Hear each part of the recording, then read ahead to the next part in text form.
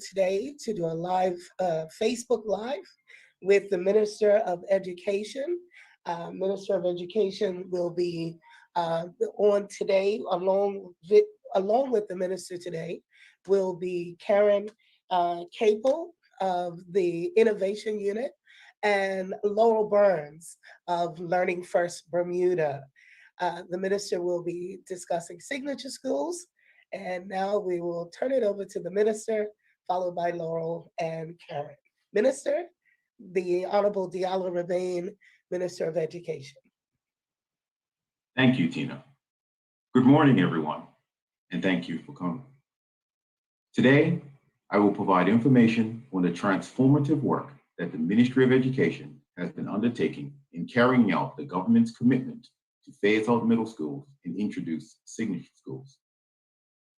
The vision for transforming the Bermuda public school system has the best interest of Bermuda's children at the forefront in that they are safe and healthy. They enjoy fulfilling lives with family, communities, at work, and in society more widely. Equally important is that transforming our education system is vital to this island's economic prosperity and building the future of Bermuda. On Friday, March 20th, the Education Amendment Act 2021 was passed in the House of Parliament. And just this week, Monday, in the Senate, establishing senior signature schools. This amendment will introduce the concept of signature learning programs into our senior school education for our public school system. This amendment will start the process of phasing out middle schools by lowering the enrollment age for senior school. Students will typically be 13 years of age when they begin senior school instead of 14. M3, which is currently the last year of middle school, will become the first year of senior school. This change will also mean that senior school will be 5 years in duration. The first 2 years of middle school, M1 and M2, will remain in place until middle schools are phased out completely, which will be the subject of future legislation. Senior schools with signatures will enable them and every Bermudian student to follow their passions, build on their talents, and achieve their career and further education aspirations. This is a major milestone for our education reform initiative as we steadily progress towards creating a public school system that positions our students to compete locally, and contribute globally. As I've said many times before, to achieve a successful transformation of the public school system, consultation, communication, and engagement with key stakeholder groups and the Bermuda community at large is paramount. This includes reaching out and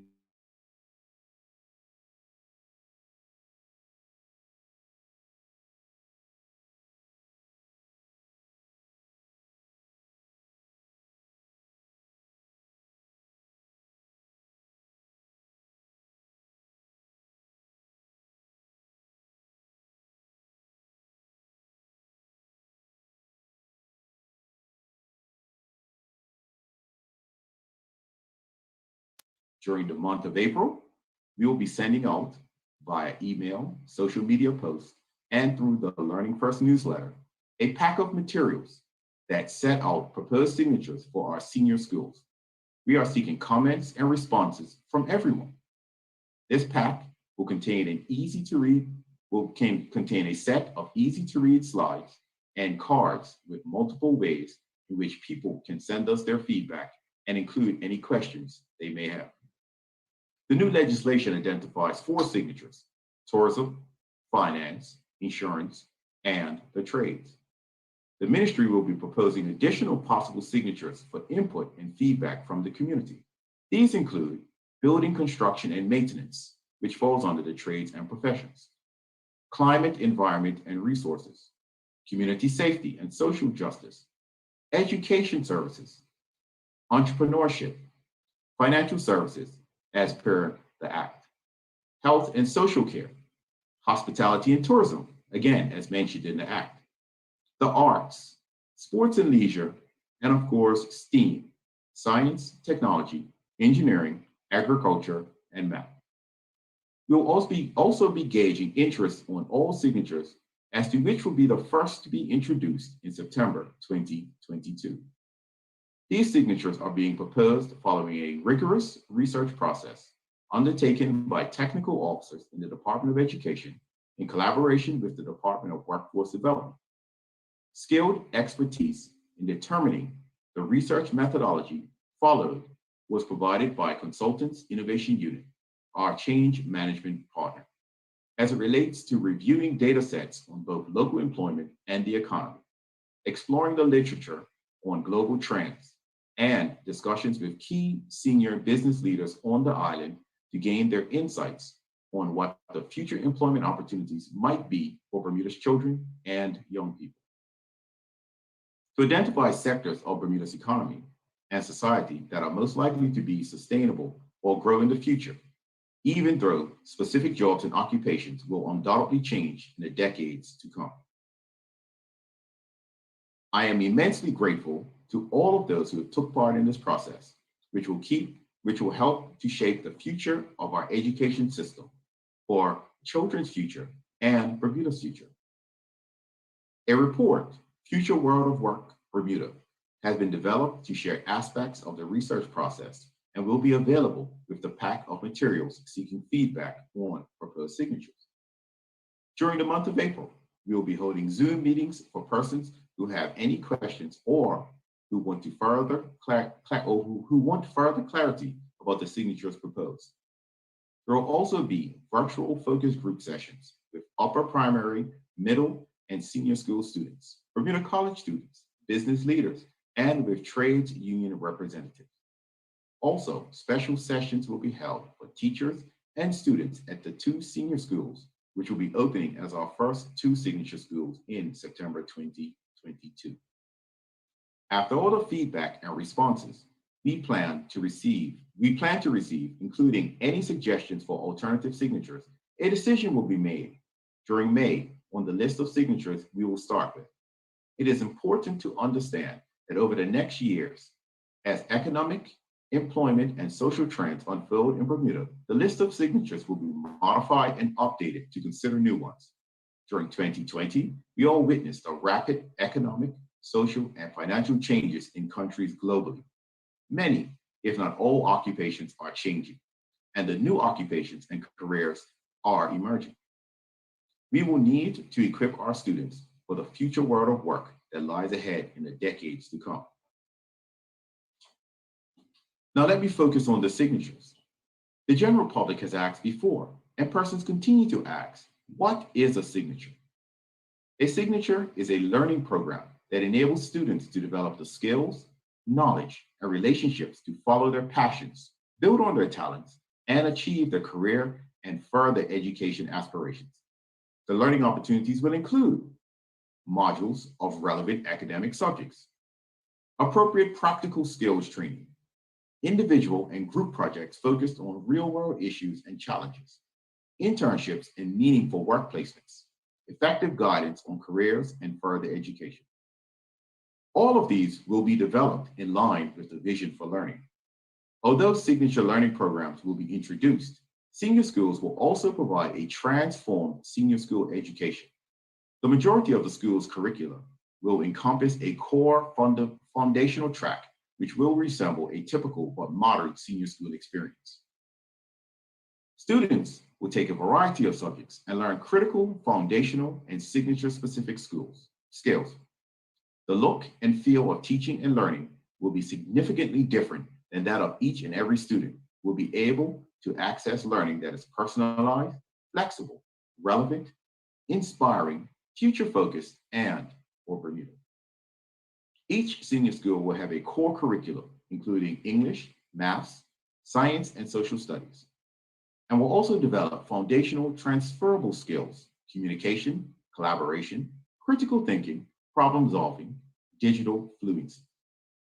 In addition, each senior school will offer a minimum of 2 signatures or 2 signature learning programs that will be decided on and developed as per the process I will describe shortly. Each student will be expected to have a major and minor signature. However, students with a strong passion for their major signature will be able to follow that on an extended basis and not take an alternative minor signature. Over time, signatures will be delivered through blended learning, a combination of face-to-face and online, enabling students to do their major signatures in the school they attend and a minor signature at another school. As stated before, in September 2022, the Cedar Bridge Academy and the Barclay Institute will be the first two senior schools to offer signature learning programs. Commencing shortly, the ministry will be having ongoing meetings with the school boards and school leaders, teachers, and students. This will include Zoom sessions in April to discuss and obtain feedback about the proposed signatures. There is much more work ahead after the signature or signature learning programs have been determined. Work includes forming design teams to develop signature learning programs further, redesigning the core curriculum, professional development and training of teachers, recruitment of specialists, school registration, student transitioning, etc.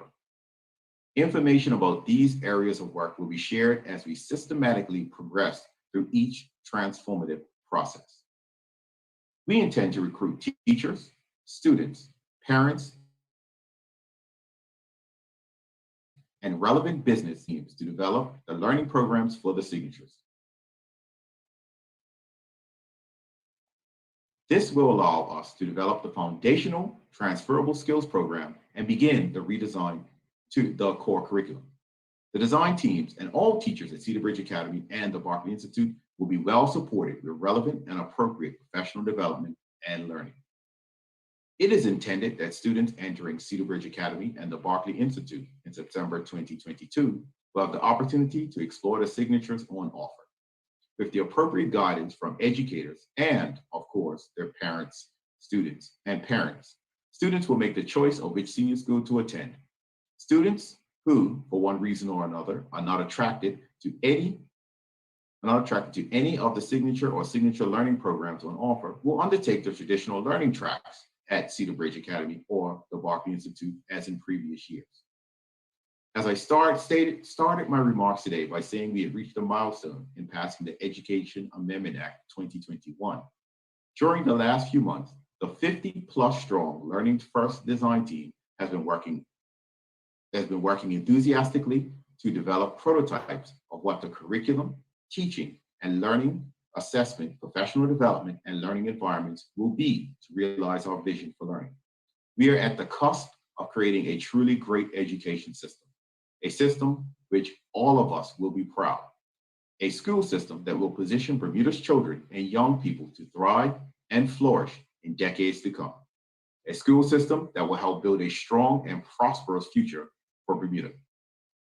Now, I will ask Laurel Burns of Learning First and Karen Capel of the Innovation Unit to share information regarding the next stage in the development of our signatures.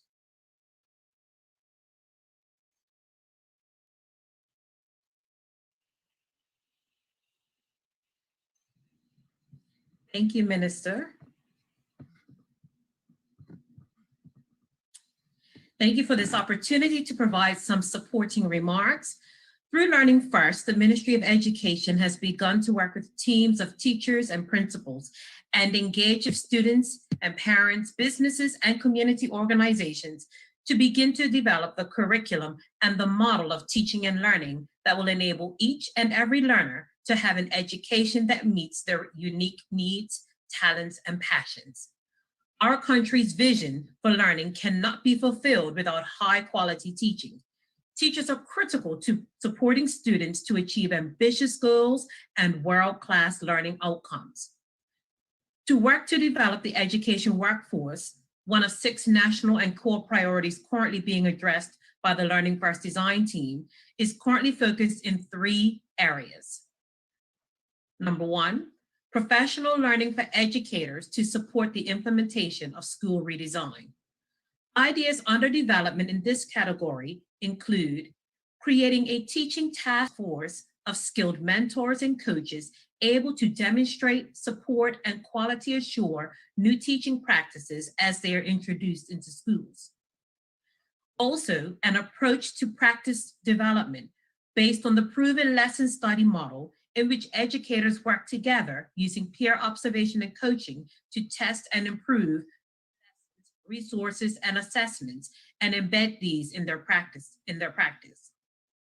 Secondly, introducing consistent teaching standards and shared accountability for excellence.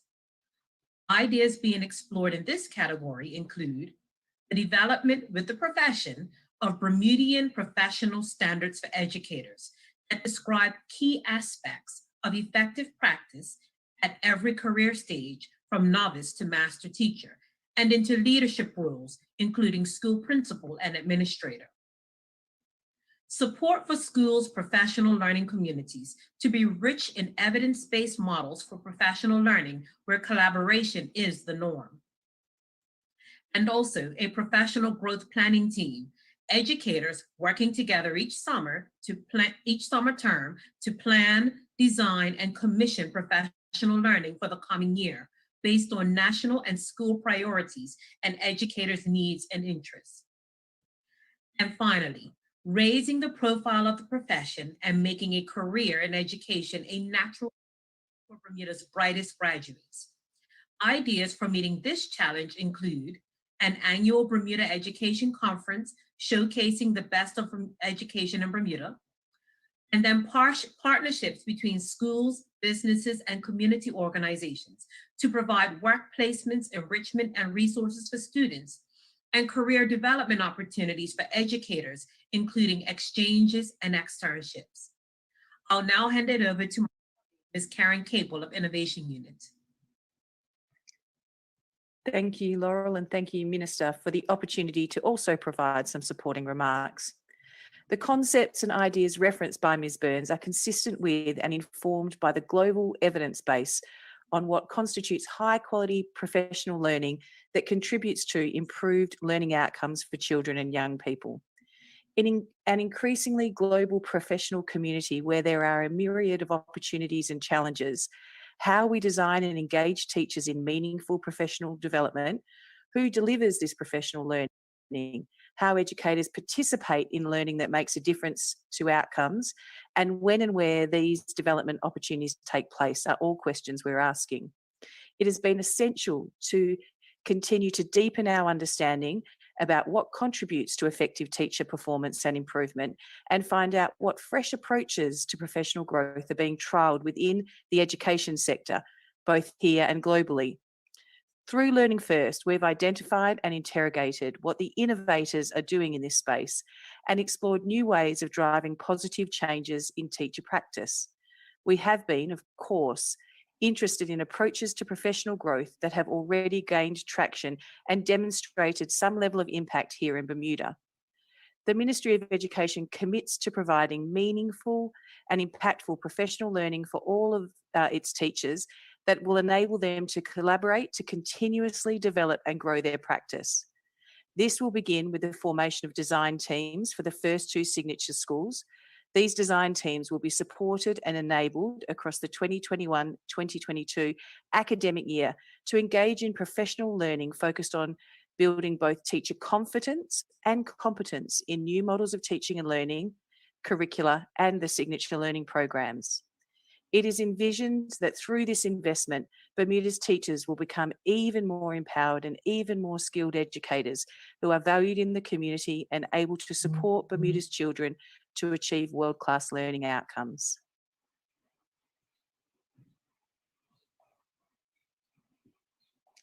Thank you, Karen. Minister? Yes, I was just making sure that I was off mute. And I want to thank you, Laurel and Karen, for giving that brief intro. And of course, I know the exciting things that are to come. But with that now, we can take questions from the media. All right, Minister, we're going to invite Sarah Lagan from the Royal Gazette to join us now. Sarah, and she is connecting.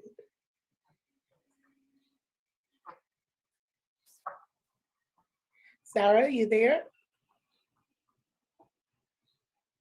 Hi there, I'm having problems with my computer again. Okay, we're here. Do you have any other questions? Can I?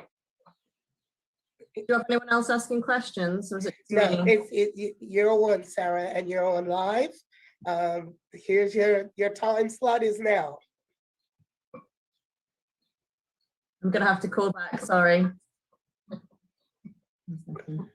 Sarah, you're on, Sarah. You do recognize that. Okay.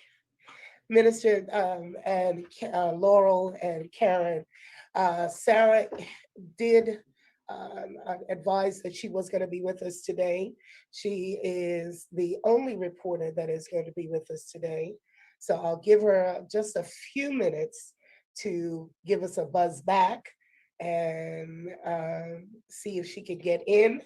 If not, she will have to send us her questions via email later today, but we'll give her a few seconds just to come back on. Thank you, Minister. Okay, that's not a problem.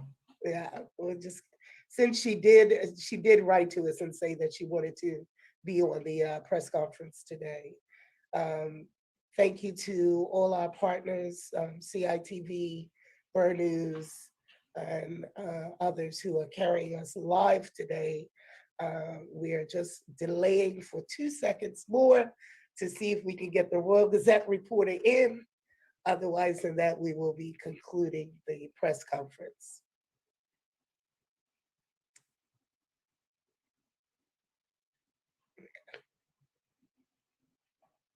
All right.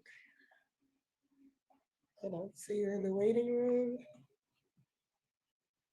So, all right, Minister, I think we've given some time for Sarah to get back on. And we don't have her in the waiting room waiting. So we're going to go ahead and conclude today's press conference. We will take any further. Go ahead, Minister. Okay, I do.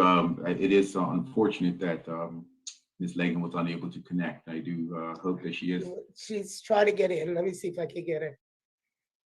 Let's see if we can get Sarah Lagan.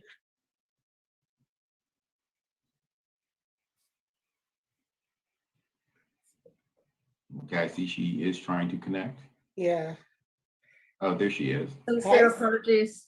Sincere apologies. The wonders of modern technology. Yes, indeed. And Sarah, we held for you. Thank you so much. I sent emails and keep them on, keep them there. I appreciate that. Thank you so much. Okay, go ahead. Ask your questions. Apologies again. Okay. Thanks for that informative session, Minister, and the rest of you. That was great to hear. So I had a couple of other questions to add to that. Hopefully you can help to address. So you've mentioned recently with the introduction of the legislation that the signature schools are to be added to the regular curriculum. Yes. What would be great, if you can, is to give some clarity on the breakdown. You know, how much is focused on the regular curriculum, how much is focused on the signatures? Is it a mix of two, where, you know, the signature is part of the curriculum? Could you give some clarity to myself and also to our readers and listeners on how that works? Yes, as mentioned in the statement, the curriculum will remain the basic curriculum for high school, because we have to be cognizant that there are going to be students that may not choose to pursue one of the signatures, and that we have to give that option as well. So the curriculum, as we said in the statement, will be an enhanced curriculum, but will still offer the stuff that we offer now, which is the English, math, science, and there was one more in there as well. But the signatures will be part of that curriculum, will be in addition to what we're adding there.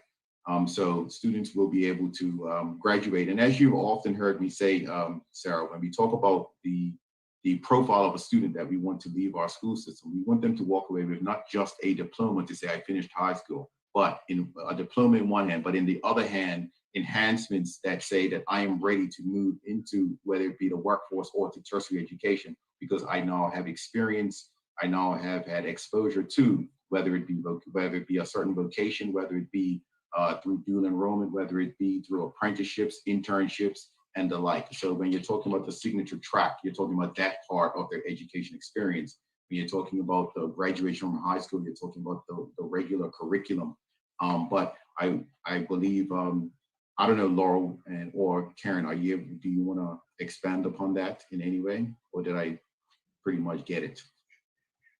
I think you pretty much got it. Ideally, we would look to have students who are doing signatures to probably spend around 20% of their time focusing on their signatures, but we want to ensure that they're well grounded in the math, the language, the science, and the social studies piece that we call foundational things. Thanks, Laurel. So yeah, about 20%. Interesting. Okay, great. And you've talked about sort of meeting the demand from the future workforce of Bermuda and how that's going to change in the coming years. When the legislation again was mentioned, there were the 4 sectors that were mentioned. So the finance, tourism, the IB, and there was one more. The trades. Trades, of course. And that didn't include the health sector, which is a major sector in Bermuda and probably one of opportunity for our students. But then in the presentation you just gave, you said perhaps that is being considered. Could you just give a bit of clarity on that, on the health sector? Yes, the legislation does set out those four signatures, and the legislation always did include, when we talked about it, the ability for additional signatures to be added. It's key to note that through the research that has taken place, those are the 4 that have risen to the top, but we are also planning to engage and get feedback from the community on others that could be possibly part of the signatures moving forward. And you are correct that health and social care was one of them. And if you just give me a quick second, I can go through the other ones that were discussed as potential signatures, possible signatures moving forward. And these are building construction and maintenance, climate, environment, and resources, community safety and social justice, education services, entrepreneurship, financial services, health and social care, hospitality and tourism, the arts, sports and leisure, and of course, STEAM, science, technology, engineering, agriculture, and math. Great, thank you. That's interesting that agriculture. I just saw that. I think that has to be a typo. It's supposed to be arts, right? That should say arts. Okay. So I'll actually let Karen expand upon that. So it is actually agriculture because arts we've separated. I'll explain it a bit more. Okay. Thanks, Laurel. So STEAM does include agriculture in this context. So you're right that STEAM includes the arts in other contexts, but there was emerging insights about the importance of agricultural sciences as well as agricultural trade to the island, food security, and the desire for there to be agriculture embedded in the broader categories of science, technology, engineering, and maths. So Bermuda has a different version of STEAM. Okay, it's good to hear. And then there has been a little confusion from some of our readers in terms of how we transition. So you're hoping to have 2 signatures in what's probably going to be a year and a half now. So to be the first signatures, but you're still going to have middle schools that exist alongside. So you're going to have like a new system sitting alongside the old system, and there's at some point everything's going to have to shimmy up and come aligned. And I know my question isn't particularly clear, but if there was any way you could clarify how this transition is going to take place in terms of having these 2 different school systems in place, and at what age the middles transfer up to the signature schools. Can you just give a little clarity to make that transition period over the coming sort of 2 to 5 years is going to happen? Well, Sarah, as we talked about it, and this question has been asked on numerous occasions, and you've asked it on numerous occasions as well, especially when we were doing the primary school consultation, is that there are several decisions that need to be made. One of them being the primary school proposal that we are still tabulating all of the consultative documents that we have received.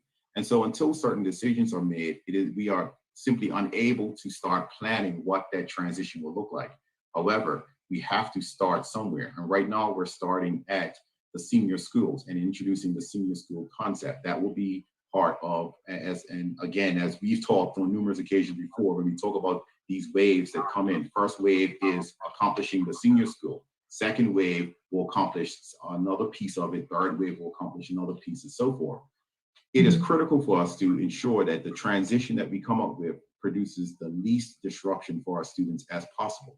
And so therefore, it has to be done very carefully. It has to be done over a longer period of time than people think. I do want to reiterate and ensure that people understand that this system is not something that we are planning to turn off the lights on Friday and come in on Monday and everything is completely changed. There will be a transition. We will make sure that all of the critical stakeholders are knowledgeable of what that transition looks like. And so when we are ready to make that move and produce the next bit of legislation that will eliminate M1 and M2 and bring that back down to to become P7 and P8, there will be involvement with our stakeholders. They will know what is coming. They will know how that will work. Right now, we are at the stage where we have introduced legislation, and M3 in 2022, those persons that are moving into M3, meaning anyone that's in M1 right now, will theoretically be an S1 and what we call M3/S1 student. They may physically still be in the middle school location, but they will actually be S1 students at that point. There is going to be some crossover as we move forward with this, which is obvious because it is, as I said, it isn't like we're going to shut down the middle school tomorrow and move everybody into primary school and move all the M3s into senior school. That process will happen gradually. It's going to take a lot of planning, a lot of coordination, and a lot of patience from our people. And I know our people require they want instant answers, but the instant answers are not coming. We're talking about, as we talked about in the primary school proposal, we're talking about after 2022 when the signature schools come into play. You're talking about a 3 to 5 year process after that. And so it will happen. It will gradually happen. And we're trying to do this in such a way that you will notice it happening, but you will not feel the disruption of it happening. And that's going to be critical to ensure that our children maintain the track that we're desiring them to be on, which is to have a system that is flexible, speaks to their needs, and gives them all the things they need to be successful. Have you put a cap on how many signatures might be introduced, given the number of schools that we have dedicated to them? Is there like an upper limit that you come? Do you know how many signatures potentially we could be offering regional? At this point, the only thing that we can say is we want all of our signature schools to have at least 2 signatures. And at that point, whether there could be an opportunity for some to have 3 or 4, it could be an opportunity where it's more efficient to only have 2. But that is something that will be developed as we move on. And remember, as we said in the statement that I just made, it is a response to what the community and the data is telling us that our children need. And so if the response from that tells us that our children need more than 2 signatures in the school, then that's something that we have to entertain. Again, the education reform is about creating a system that ensures that our children get what it is that they deserve to get. I hope you don't mind me sneaking in one question that isn't signature schools. It's back to the primary. Just one. Just one. Just one, I promise. On the primary school in Devonshire, there's a building plot at the K. Margaret Centre for the new school. Yes. And looking at the plot, it looks quite small compared to the other plots, Elliott and Prospect. Just wondering if that was something, well, I'm sure it's something you've noticed, but something that is going to be able to accommodate 300 students on that location, the K. Margaret. Is it big enough? Well, I can say this, that the team that was put together to analyze all school buildings, all school locations, and with the criteria that was given, that was the recommendation that they came back with. All of this data will be taken into account when the final decision is made. What I don't tend to do is second guess the experts that we actually go and do the information that we've asked. I know we have a lot of persons who have said, and we've spent quite a time in those Zoom meetings, who said, well, I could stand over here on the hill and look down and see that things are much bigger. But, and I get that. And I get the emotional part of it. I get the parts. I get all those intangibles that we do have to take into account. But at the end of the day, you will never hear me waver from the point of saying that we have to put what is best for our students. And if that means that we have to, that there will be some people that may not agree with what we're doing, there will be people that will agree with what we're doing, but at the end of the day, it's up to us to convince people and let them understand that everything that we do, everything that we say, and everything that we want to accomplish is what our students require, deserve, and need to get. And so I understand what you're asking. You're saying, well, you've looked at the plot, but you know, as someone who's come from that field, from the private sector, I also know that looking at a plot and then looking at and actually having the expertise to look at what is feasible on that plot are two completely different things. And so as to get back to your original question, is a team of experts were put together, of building experts, persons who had vast experience in all of our schools already, and said, this is the criteria we're looking for. Please look at these plots and come back with an evaluation of all of them. And that's what they've done. And decisions were made based on those evaluations. And so, and decisions will move forward based on the consultation that we've done. Okay, all right, thank you very much. That's my questions done today. Why, thank you, Curious Gal. Tell the whole of Bermuda, why don't you? Now everyone knows. Well, you're live, Sarah. You're live now, so everyone can see your screen. And my name, yeah. Yes. Well, like I'll change it one day. All right. Thank you. So Thank you, Sarah Lagan of the Royal Yes. Gazette. Thank you, Laurel Burns from the Learning First Bermuda, Karen Capel from Innovation Unit. Thank you for joining us. And the Honorable Minister Diallo Rabain. Minister Rabain, any last thing you wanted to say before we wrapped up? That's it. Well, thank you, Tina. What I do want to say is, first of all, thank you, Bermuda, for coming in and listening to us. It's critically important that you are part of this transformation. I want you to be excited about this as we are. I encourage everyone to get engaged, give your feedback on the proposed signatures, and participate in this journey that we're on called education reform. To make sure that you receive an information pack on the signature engagement or to receive the Learning First newsletter, please visit the website at www.learningfirstbda.com or send an email to schoolredesign@moed.bm. We want you to be involved. We need you to be involved. Your children need you to be involved. But Tina and Bermuda, before I close, I just want to also remind Bermuda that each of us has a role to play in stopping the spread of coronavirus. Follow the public health guidelines, wear a mask, practice good hand hygiene, maintain physical distance, and please download the We Health Bermuda app. If you haven't already done so, register yourself to be vaccinated. We have to be the solution that we seek in order to get ourselves back to normal and get ourselves out of this pandemic. And with that, Tina, I just want to thank Bermuda. Sign up for Learning First so you can get those learning packets, participate in all that we're doing so we can realize the education system that our children deserve and our children need. Thank you. Thank you. That concludes the press conference. Thank you. Yeah.